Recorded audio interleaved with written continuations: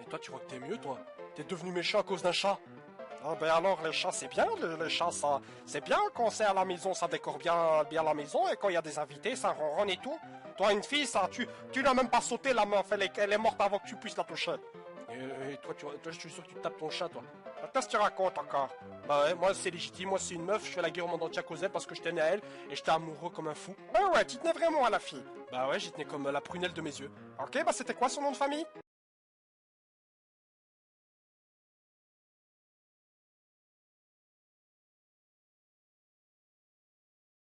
Naruto 636, donc un chapitre bien sympathique. Non, en fait, je mens. Il est centré principalement donc sur Obito, un personnage qui fait vraiment polémique depuis un long moment et qui, franchement, depuis la révélation donc, de son identité, m'a totalement déçu, quoi. Donc, la semaine passée, on était resté sur notre fin sur ce cliffhanger où Kakashi donc et Obito se transperçaient et visiblement, c'est ce qui s'est finalement pas produit sur ce chapitre-ci. Mais en tout cas, c'était une illusion, donc un genjutsu comme d'hab. D'ailleurs, je trouve que c'est un peu un truc facile qu'utilise Kishimoto dans ses cliffhangers. Enfin, il nous a déjà sorti ça, par exemple, plusieurs fois lors du combat Itachi et Sasuke, ou même contre Danzo. Et je trouve que c'est vraiment un luxe que se paye Kishimoto à chaque fois qu'il n'a pas d'idée pour finir un chapitre, il nous balance un genjutsu. Bon, c'est un point comme ça. Alors, concernant le combat en lui-même, bon, il n'y a pas grand chose à dire, c'était surtout un petit flashback, des flashbacks et des scènes de fight. Bon, un combat justement trop simple en fait, théoriquement il est vraiment trop simple, parce que dans un sens, Obito, il est quoi? C'est un Uchiwa, il a des cellules Senju maintenant, en plus de ça il a un Rinnegan, il a le Mangekyo Sharingan, il devrait être capable de nous sortir plus que des petites techniques Katon et 2-3 armes au corps à corps. Voilà, enfin je sais pas, par exemple, Madara, il a eu le Rinnegan vers la fin de sa vie, il n'a pas eu le temps de totalement maîtriser toutes les techniques, mais il a quand même réussi à nous sortir 2-3 trucs intéressants, quoi. C'est pas comme Obito, là, je sais pas, il pourrait nous sortir plus de techniques intéressantes, et là, bah, il nous sert quasiment rien. Enfin, je sais pas, il devrait normalement complètement péter la gueule à Kakashi, mais là, Kakashi arrive quand même à faire un jeu égal, voire même le dominer. Enfin, je trouve ça totalement débile. Et vraiment, vraiment décevant. Parce que là, bon, si vous voulez, ce combat est un peu tiré par les cheveux, quoi. Les techniques Mokuton, Obito en est capable, on l'a vu dans le flashback, il en est capable, et là il en fait rien, c'est comme s'il voulait même pas gagner. Ou alors c'est parce que peut-être c'est son, je sais pas, enfin peut-être qu'il a plus vraiment beaucoup de chakra, enfin j'en doute, parce que bon il a quand même réussi à nous sortir plein de techniques, mais quand même. Et je trouve ça vraiment idiot et un peu illogique même, parce il a vraiment un gros niveau, et Kakashi, malgré toute l'estime que je lui apporte, je pensais qu'il avait pas le niveau face à Obito, il a plus, bon, Obito n'a plus l'immatérialité, ce pouvoir d'immatérialité, mais quand même, je veux dire, il est quand même capable de faire quelque chose par ça. Je trouve ça vraiment con et stupide, de nous gâcher un personnage qui aurait pu être intéressant. Bon, passer l'identité d'Obito, ça pourrait passer, mais là c'est une honte, quoi. C'est juste une honte. Parce que ce grand pédophile, bah oui, j'ai bien dit ça, un pédo, oui. Parce qu'un mec de 30 ans qui pense encore à une gamine de 4, 14 ans, 15 ans qu'il a rencontré quand il était gamin et qui bande à chaque fois qu'il y repense, il n'y a pas grand doute à avoir sur sa personnalité. Bon. À part ça, je veux dire, à part ce fait-là, c'est un peu un lâche. Enfin, là, il fuit le combat. Enfin, c'est une fuite. Même si, techniquement, le combat était fini. Bon, ils sont pas morts encore, donc il a fui le combat pour moi. Et je trouve ça vraiment lâche de sa part. Mais bon, voilà, j'attends plus grand-chose de ce personnage de toute façon. Et manque de points en sortant de la dimension qu'il attendait, bah Madara. Il fallait bien qu'un des deux trahisse l'autre. Enfin, c'est pas vraiment trahir, puisque bon, en soi, Obito devait effectivement ressusciter Madara. Mais bon, le faire moment volontairement. Madara n'avait pas utilisé cette technique. Soit, mais Madara l'attendait, et donc on a marre d'attendre, et là, j'en ai marre, allez, va te faire faute, je vais ressusciter maintenant, go. Et donc, utilise ces deux doigts de la soumission, oui, j'appelle ça comme ça, chaque fois qu'un personnage soumet, contrôle un autre personnage, il fait ça, les deux doigts de la soumission, et voilà.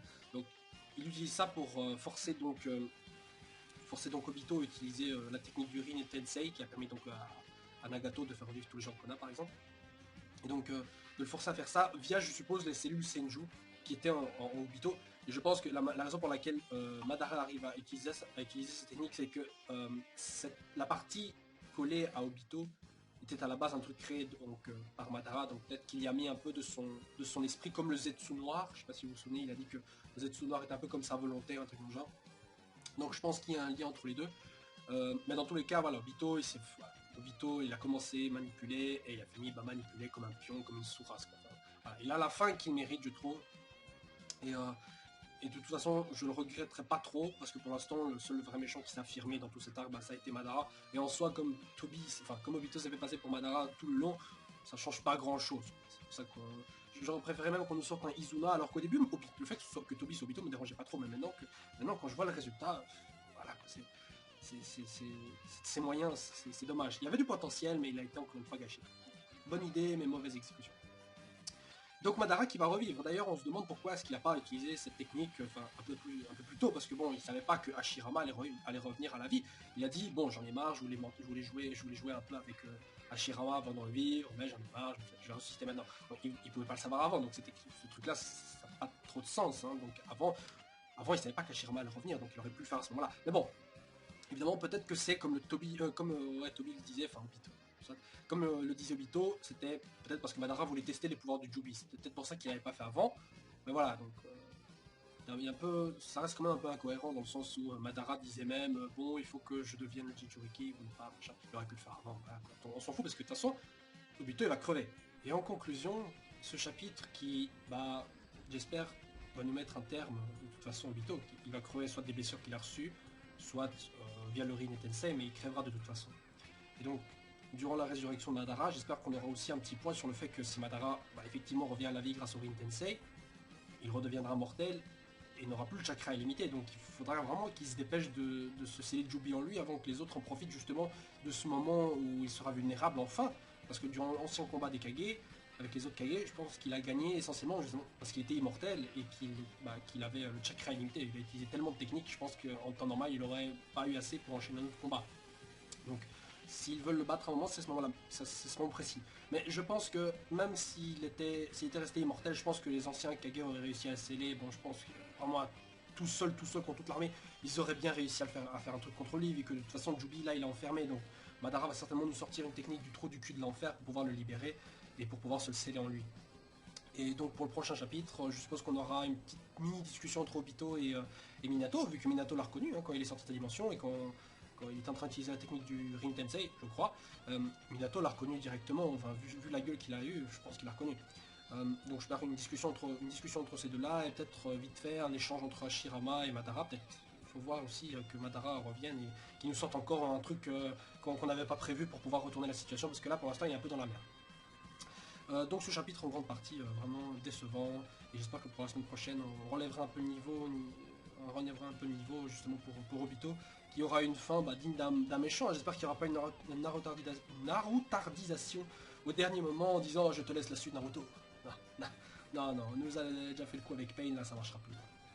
Bon, sur ce, je vous souhaite alors une bonne journée, on se retrouvera la semaine prochaine donc, pour la prochaine vidéo sur Naruto. Allez, salut.